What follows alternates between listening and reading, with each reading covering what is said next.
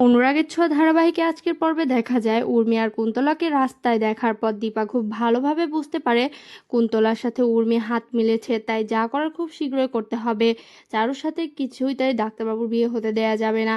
দীপা ওখান থেকে বেরিয়ে পড়ে এবং নিজের বাড়ি যায়। রূপা কৃষ্ণকে বলে যে এই বিয়ের দিন বিয়ের আসরে এসে দুর্দান্ত প্ল্যান করেছে, আর প্ল্যান যেন একটু এদিক ওদিক না হয়, তাহলে ভয়ঙ্কর ভুল হয়ে যেতে পারে। ডাক্তারবাবু আর চারুর বিয়েটা ভেস্তে দিতে হবে, আর ওই ছাদনাতলায় কনের সাজে আমি থাকবো। শুধু আমি থাকলেই হবে না, আমাকে যা করার ছাদনাতলায় দাঁড়িয়ে করতে হবে, যাতে ডাক্তারবাবুর ওখানে স্মৃতি ফিরে আসে এবং সব কথা মনে পড়ে। দীপা কি করতে চাইছে তা বুঝতে পারে না রূপা আর কৃষ্ণ, কিন্তু রূপার মায়ের উপর ভরসা রাখে এবং রূপা তার মাকে বলে, মা আমি জানি তুমি পারবে, তোমার আর বাবার ভালোবাসা মিথ্যে নয়, আমার বাবা মা ঠিক জিতবে, ঠিক আমরা ঠিক ফিরে পাবো বাবাকে। এরপর দেখা যায় দীপার মতো প্ল্যান সাজিয়ে ফেলে। অন্যদিকে সেনগুপ্ত বাড়ির সবাই তাদের মতো করে তোড়জোড় শুরু করে চারু আর সূর্যের বিয়ের উপলক্ষে। এরপরই দেখা যায় চারু দীপাকে ফোন করে এবং ফোন করে বলে, এই যে যা হচ্ছে তা তো ভয়ঙ্কর দিকে যাচ্ছে, এসএস তো বিয়ের জন্য রাজিও হয়ে গেল, এখন আমি কি করব? আমি তো তোমার কথা এই বাড়িতে এসেছিলাম। দীপা চারুকে বলে, চারু তুমি কোনো চিন্তা করো না, যা করার আমি করব, ছাদনাতলায় দেখা হবে, তবে এবার ডাক্তারবাবু স্মৃতি ফিরবে। এরপরই দেখা যায় চারুকে কনের সাজে সাজানো হয়।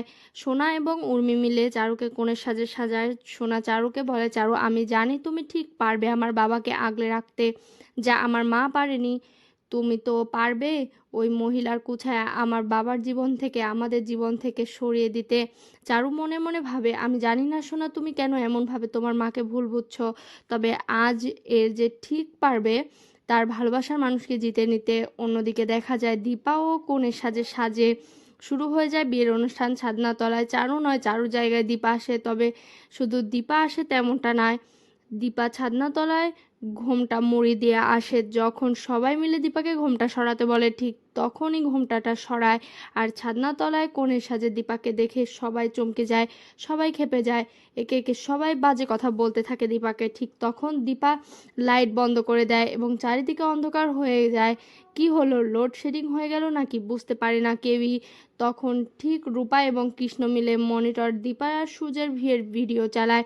পুরোনো দিনের ভিডিও দেখে স্মৃতিগুলো এক এক করে ওই মনিটরে আসতে থাকে এবং দীপা সূর্যকে বলে, ওই দেখুন ডাক্তারবাবু, আমাদের সম্পর্কে 7 জন্মের সম্পর্ক, আমাদের দুজনের দুটো সন্তান আছে, আর আমাদের এই পরিবারটাকে আমরা দুজন এতগুলো বছর ধরে আগলে রেখেছি। আপনার সব ভুল বোঝানো হচ্ছে, আমি আপনাকে ভালোবাসার মানুষ, আপনার দীপা। সূর্যের মনিটর চালানো ভিডিও দেখে চমকে যায় এবং বুঝতে পারে যে হ্যাঁ, সে দীপাকে ভালোবেসেছিল, দীপা তার ভালোবাসার মানুষ।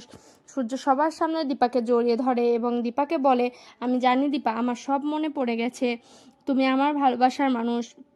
তো বন্ধুরা, তোমরা এটাই চাও তো, এভাবে যেন সূর্যের স্মৃতি ফিরে আসে এবং ছাদনাতলায় চারুকে ফেলে সূর্যের সাথে যেন দীপার বিয়েটা হয়ে যায়? কমেন্টে জানাতে ভুলো না। আর প্রতিনিয়ত আপডেট পেতে আমাদের চ্যানেলটি সাবস্ক্রাইব করো। ধন্যবাদ।